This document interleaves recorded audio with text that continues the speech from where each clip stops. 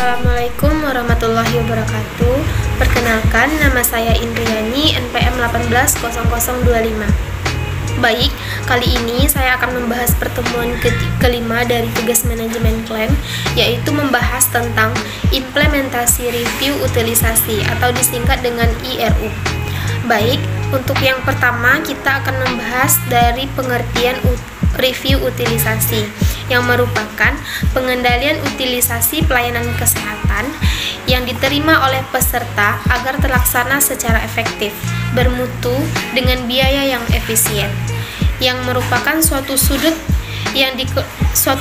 yang dikeluarkan oleh perusahaan asuransi yang menyatakan bahwa seseorang peserta boleh dirawat. Nah, yang kedua itu kita membahas prinsip dasar dari implementasi review utilisasi, yang mana dilaksanakan secara berjenjang, yang merupakan suatu subsistem yang saling mendukung, berkoordinasi untuk menghasilkan pelayanan kesehatan yang efektif dan efisien. Yang selanjutnya yaitu ada faktor dari kunci keberhasilan IRU. Yang pertama, komitmen yang tinggi dari seluruh jajaran. Yang kedua, entry data yang tepat dan akurat. Yang ketiga, software yang reliable, yang spesifik dan sesuai dengan kebutuhan. Yang keempat, kepekaan dalam pemanfaatan data dan informasi untuk keputusan manajemen.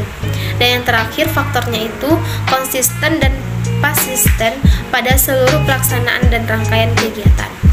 Nah, yang selanjutnya itu kita membahas tentang sumber data dari IRU.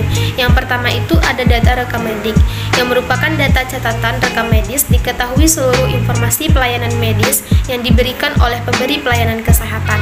Contohnya itu data pribadi dari pasien, data finansial seperti perusahaan asuransi yang menanggung dari peserta tersebut. Nah, yang selanjutnya itu contohnya itu data sosial, yang merupakan kebangsaan pasien atau kewarganegaraan pasien. Yang selanjutnya data dari medis, yaitu riwayat dari pemeriksaan dokter. Nah, selanjutnya itu sumber datanya data pemberi pelayanan kesehatan, yaitu data yang didapat dari dokter umum, dokter gigi, spesialis atau rumah sakit dan sebagainya, serta mengetahui seluruh pelayanan sesuai dengan tempat tinggal pekerjaan dan sebagainya, sehingga membutuhkan akses dari pemberi pelayanan. Nah, contohnya itu misalnya kita membutuhkan pelayanan dari dokter gigi, maka pelayanan yang kita dapat itu sesuai dengan data yang didapatkan oleh dokter gigi tersebut. Nah, yang ketiga ada survei peserta, yang melakukan survei dengan tujuan melihat perilaku penggunaan pelayanan kesehatan agar survei ini dapat menggambarkan pendapatan populasi peserta. Perlu dilakukan sampling dengan metode yang tepat sehingga menghasilkan sampel yang presentatif. Nah, contohnya ini survei kepada pasien terhadap kepuasan pasien dalam pelayanan kesehatan yang diberikan oleh pelayan kesehatan.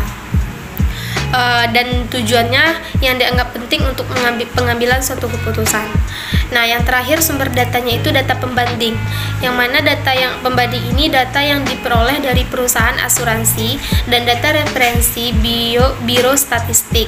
Nah, kegunaannya itu untuk mengetahui karakteristik dari pasien tersebut. Nah, contohnya data dari peserta seperti umur, pekerjaan, pendidikan, keberhasilan dalam pengobatan pasien, serta kondisi kesehatan pasien. Nah, selanjutnya itu kita membahas tentang pengelompokan organisasi dan personel yang terlibat dalam IRU. Nah, yang pertama itu ada unit organisasi, yang mana setiap organisasi harus dikembangkan unit khususnya yang bertanggung jawab dalam pelaksanaan implementasi review utilisasi, baik dari kantor pembantu, kantor cabang, dan kantor pusat, sehingga mempunyai job dan keterampilan seperti asuransi kesehatan, teknologi kesehatan, dan statistik komputer. Nah, yang kedua itu ada kualifikasi personil, ya seperti dokter, perawat, ahli asuransi kesehatan, yang mana meliputi ahli komputer statistik dan teknologi kesehatan serta farmasinya.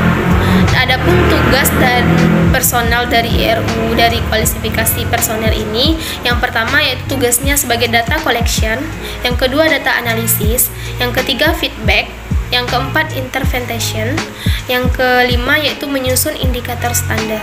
Baik, mungkin itu yang bisa saya sampaikan untuk materi pertemuan kelima ini. Kalau ada salah saya mohon maaf.